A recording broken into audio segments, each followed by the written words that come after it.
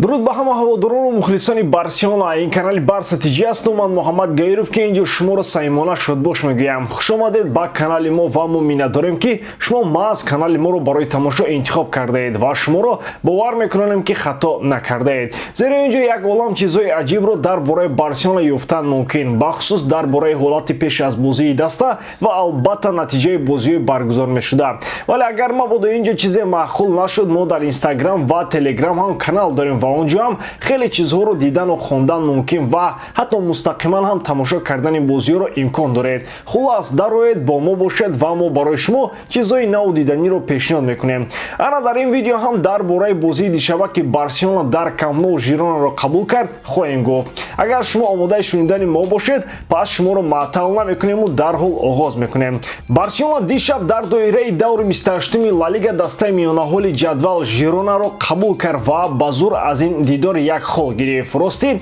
ҳама аз ҷумла ман ҳам интизор будам ки Барселона Жиронаро мағлуб мекунаду бартарии холҳои худро аз Реал ки дар ин давр аз Вильяреал дар майдони худ шикаст хӯрд ба 15 баробар мекунад. Аммо руссон мегӯянд ко ми предполагаем, Бог располагает. Ба гуфти бобои Ғулом, тут ба дили мо напухт ва Барса на гол заду, на гол сар дод. Хулас, ин бозӣ бо ҳисоби 0-0 ба фоидаи дигарон ба анҷом расид.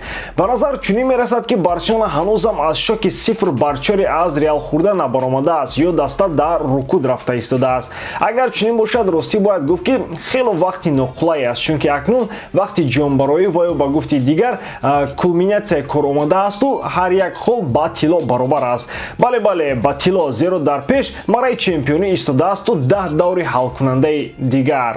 Дӯстон, Лигаи Чемпионҳо бармегардад ва моро даври якчорниҳоӣ интизор аст. Интер ба меҳмони Бенфика меравад. Манчестер Сити бо Бавария во мехӯрад. Милан қувваи худро бо Наполи месанҷад. А Челси бо роҳбарии Лемпард кӯшиш мекунад дар Реал мағлуб нагардад. Чӣ гуна сенсатсияҳо моро дастҳо тайёр карданд. Тамошои ҳамаи рақобатҳоро бо сарпарасти видеои мо ширкати 1x бозам ҷолибтар кунед. Дар он ҷо регистратсияи осон, пур кардани маблағ аз томи гӯшаву канори дунё, вале аз ҳам муҳим бонус то ҳаҷми $100 дар аввалин пардохт бо промокоди TG Barsa. Ссилкаи бозӣ дар комментария. Ба ҳама муваффақият. Хави ба ин дидор бо назардошти ҷароҳат доштани 4 бозингари калидии даста чунин ҳаятро баровард. Тер Штеген дар дарвоза, Араухо, Кунде, Эри Гарсия ва Балде дар хати дифоъ. Дар миёнаи майдон Бускетс, Гави ва Сержи Роберто ва хати ҳуҷум аз Левандовски, Рафиня ва Фати ташкил шуд. Дар саргаи бозии ҳардуи даста имкони голзанӣ доштанд, аммо на Циганкови Жирона ва на Левандовски Барселона имконоти худро истифода карда натавонистанд.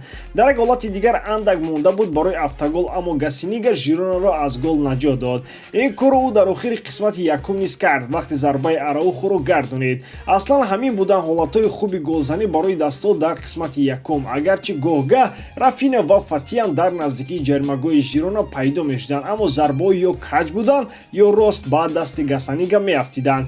Дар оғози қисмати дуюм боша Жирона имкони миллионфоизаи голзаниро аз даст дод. Кастильянос бо Тер Штеген 1-1 баромад, аммо кашфҳо дар ҳайати Жирона ҳам будастанд. Хави дар оғози қисми дуюм Роберторо гирифта Кейсеро ба майдон овард, аммо дар бозӣ гуфти Игнат Петрович равнумшотам ягон чизе тағйир наёфт.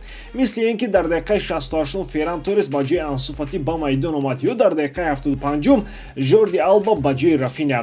Албатта Барселона дар қисми дуюм ҳам бартарӣ дошт, аммо онро ба гол табдил дода натавонист, ҳарчанд ки имкони хуби голзанӣ бозам дар охири қисмати дуюм пайдо шуд. Садои уштаки довари марказӣ Антони Матео Лаос аз сеюмин мусовии Барса дар ин мавсим дарак дод.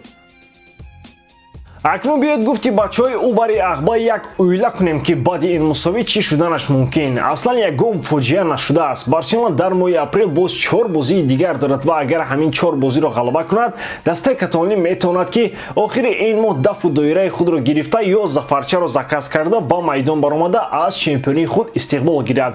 Аммо агар Реал боз ягон ҷои дигар пешпо хӯрад, Барса метавонад ин тӯйро барвақттар баргузор карда мо мухлисони дастаро таклиф кунад. зеро 4 ғалаба ва 12 холи дигар нақши калидӣ мебозанд. Аммо агар тавре ки дар Эл Класико бозӣ карду, мисле ки имшаб бо Жирона намедонам чӣ шуданаш мумкин. Фикр дорам ки Хави ва кули бозингарон ин гуфтаи моро хуб мефаҳманд ва барои ҳал кардани ин мушкилӣ на танҳо кала, балки мушак низ об карда истоданд. Аммо чунончи дар боло гуфтем, худо аз кризис нигаҳ дорад, зеро баъзан кризисҳо метавонанд тӯлонӣ бошанд ва то охири мавсим 10 даври дигар ҳанӯз боқӣ мондааст. Дуруст аст ки Барселона дигар ягон ҷо хушкашонӣ надорад, яъне ҷоми Испания ҳафтаи пешин капут шуд ва дигар тамоми ҳушу гӯш барои чемпионӣ равона шуда истодааст. Маълум аст ки набудани чанд бозингари калидӣ ба бозии Барселона сахт таъсири бад расонид, аммо умед аст ки ҳафтаҳои наздик бачаҳо ба гуфте бюллетенҳои худро маҳкам мекунанд ва ҳайати Барса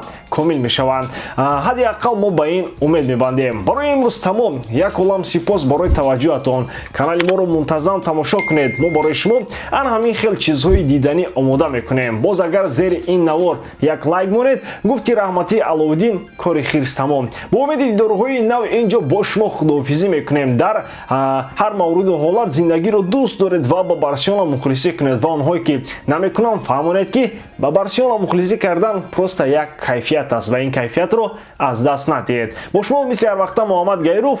Хайр бачаҳо, чап дар паноҳи Аллоҳ.